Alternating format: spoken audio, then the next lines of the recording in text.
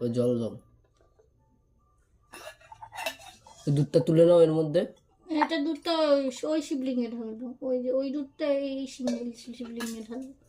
Packet দুধটা ওই শিবলিঙ্গে, আর এটা ওর মোহিনীর বাড়ি। পুরোটা ভালো করে দাও। সে তো জানি ভালো করে দিতে হবে।